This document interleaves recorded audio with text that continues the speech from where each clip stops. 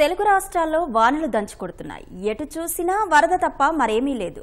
ఇంటి చుట్టూ చేరిన మురుగునీటితో దోమలు విస్తరించే అవకాశం కూడా ఉంది. ఈ వానలకు తోడు చల్లబడ్డ వాతావరణంకు రోగాలు ప్రబలే అవకాశం ఉంది. ఇటీవల డెంగీ లాంటి విష జ్వరాల వల్ల తెలుగు రాష్ట్రాల్లో ఆసుపత్రులకు వచ్చే రోగాల సంఖ్య విపరీతంగా పెరిగింది. వీటితో పాటు వివిధ రకాల ఇన్ఫెక్షన్లు సోకడం తీవ్ర కలవరానికి గురిచేస్తుంది. కొన్నిసార్లు మరణాలు కూడా సంభవిస్తున్నాయి. మరి ఎలాంటి జాగ్రత్తలు తీసుకుంటే ఈ కాలంలో జ్వరాల నుంచి రక్షణ లభిస్తుంది? ముఖ్యంగా డెంగీ, మలేరియా లాంటివి ప్రబలకుండా ఎలాంటి చర్యలు చేపట్టాలి? ఇప్పుడు చూద్దాం.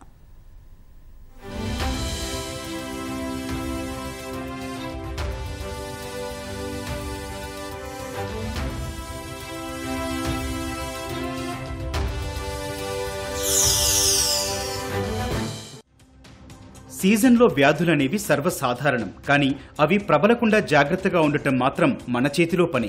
ప్రధానంగా జ్వరాలు వ్యాప్తి చెంది అనేక మంది ఆసుపత్రుల పాలవుతున్నారు. కొంతమంది విష జ్వరాల బారిన పడి మృతి చెందిన ఘటనలున్నాయి. అయితే జబ్బులు వచ్చాక ఇబ్బంది పడే బదులు ముందస్తుగా జాగ్రత్తలు తీసుకుంటే ఆరోగ్యంతో పాటు ఆర్థికంగా బాగుంటామని వైద్యులు చెబుతున్నారు. అసలే వర్షాకాలం, ఎక్కడ చూసినా వానలే వానలు కురుస్తున్నాయి. ఈ సమయంలో వాన నీటితో మురుగునీరు కలిసి అది రోడ్డుపైకొస్తోంది. రోడ్లపై ఉన్న గుంతల్లో, మన ఇంటి పక్కన ఉండే ఖాళీ స్థలాల్లో ఎక్కడ పడితే అక్కడ నిలిచిపోతాయి. అవే దోమలకు నివాస స్థలాలుగా మారుతున్నాయి. ఈ వర్షాకాలం సీజన్లో మనకు అంటువ్యాధులు చాలా పెరిగిపోయాయి. దానికి ముఖ్య కారణం వాతావరణంలో వచ్చిన మార్పులు కావచ్చు, కలుషితమైన నీరు, కలుషితమైన ఆహార పదార్థాలు తీసుకోవడం, దోమల సంఖ్య పెరిగిపోవడం, ఈగలు, ఇలా చాలా అంటువ్యాధులు ప్రబలుతున్నాయి. ముఖ్యంగా మనకు ఈ సీజన్లో dengue virus, chikungunya virus, adeno virus, influenza virus, అలానే స్వైన్ ఫ్లూ వైరస్, ఇలా రకరకాల జబ్బులు వస్తున్నాయి. మనం ముఖ్యంగా తీసుకోవాల్సిన జాగ్రత్తలు, మనము తాగే నీరు, పరిసరాలు శుభ్రంగా ఉంచుకోవడం, తర్వాత వీలైనంత వరకు అవుట్ సైడ్ ఫుడ్ తినకుండా ఉండడం, తర్వాత దోమలు పెరిగే ప్రదేశాలని మనం శుభ్రంగా ఉంచడం, దోమలు సంఖ్య పెరగకుండా చూసుకోవడం, ఇవి మనం తీసుకోవాల్సిన జాగ్రత్తలు. ముఖ్యంగా వానాకాలంలో దోమలతోనే విష జ్వరాల బారిన పడుతుంటారు. వర్షాల వల్ల పరిసరాల్లో దోమల సంఖ్య బాగా పెరుగుతుంది. వీటి వల్ల డెంగీ, మలేరియా లాంటి వ్యాధులు వ్యాప్తి చెందే అవకాశం ఉంటుంది. దోమల నివారణ కోసం ఇంటి పరిసరాల్లో నీరు నిల్వ ఉండకుండా చూసుకోవాలి. ఇంట్లో ఉండే కూలర్లు, కుండీలతో పాటు మిగతా వస్తువుల్లో నీటి నిల్వలు లాంటివి ఉంటే శుభ్రం చేసుకోవాలి. నీటి గుంతలు, మురుగునీరు ఉంటే వాటి మీద ఒక చుక్క కిరోసిన్ లేదా నూనె లాంటివి వేయాలి. దీంతో దోమల వ్యాప్తిని అరికట్టవచ్చు. దోమకాటు నివారించడానికి బట్టలు నిండుగా వేసుకోవాలి. ఇంటి తలుపులు సాయంత్రం కాగానే మూసివేయాలి. దోమ తెరలు వాడాలి. దోమ నాశకాలు లాంటివి ఉపయోగించాలి. ముఖ్యంగా ప్రభుత్వాలు దోమలను నివారించడానికి DDT లాంటివి పిచికారీ చేయించాలి. అప్పుడే నివాస సముదాయాల వద్ద దోమల వ్యాప్తిని తగ్గించవచ్చు.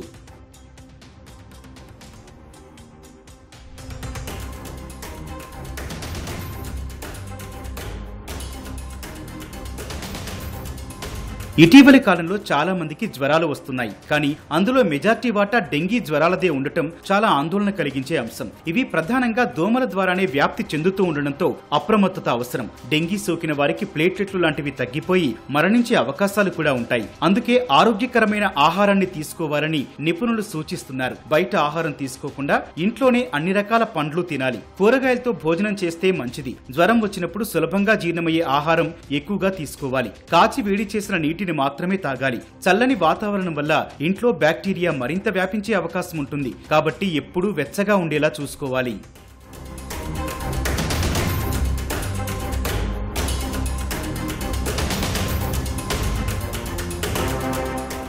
సీజనల్ వ్యాధుల్లో ఇటీవల పెద్ద సంఖ్యలో విజృంభిస్తోంది అతిసార.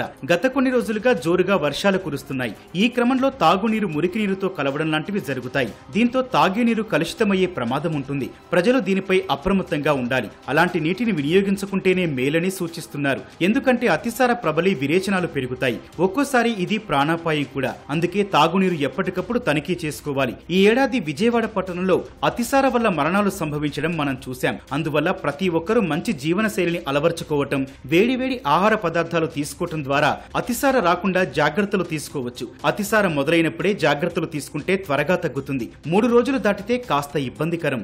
ఇప్పుడు తెలుగు రాష్ట్రాలలో చూస్తున్నట్లయితే చాలా వరకు ఎక్కడ చూసినా కానీ ప్రతి ఇంట్లో జ్వరాలు అనేటటువంటివి ప్రబలుతున్నాయి. ఇలా సీజనల్ వ్యాధులు అనేటటువంటివి మన తెలుగు రాష్ట్రాల్లో ప్రబలడం అనేటువంటిది జరుగుతుంది.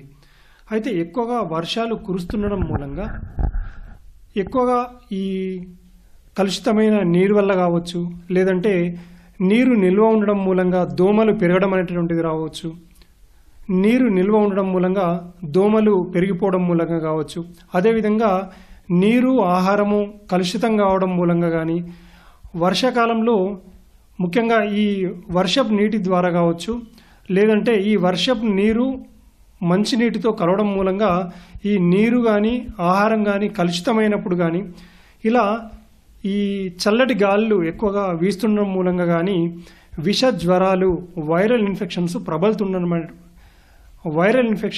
ప్రబలుతుండడం అనేటువంటిది తెలుగు రాష్ట్రాల్లో చూస్తున్నాము. జ్వరంతో పాటు జలుబు, గొంతు నొప్పి, పొడి దగ్గు లాంటి లక్షణాలు వర్షాకాలంలో సర్వసాధారణం. ఇవే 80 నుంచి 85% వరకు వైరల్ వ్యాధులకు కారణమవుతాయి. వీటికి ఆధారం ఇన్ఫెక్షన్లని వైద్యులు అంటున్నారు. అలాగే జ్వరం అనేది ఒక లక్షణం. దాన్ని తడిగుడ్డ పెట్టడం, నీళ్లు బాగా తాగడం, పారాసిటమాల్ వేసుకోవడంతో నియంత్రించుకోవచ్చు. అలాగే వైద్యులను సంప్రదించి ముప్పు పెరగక ముందే ఆరోగ్యాన్ని కాపాడుకోవడం అనేది కూడా చాలా అవసరం. ఈ చర్యలు తీసుకుంటే విష జ్వరాల నుంచి రక్షణ పొందవచ్చు.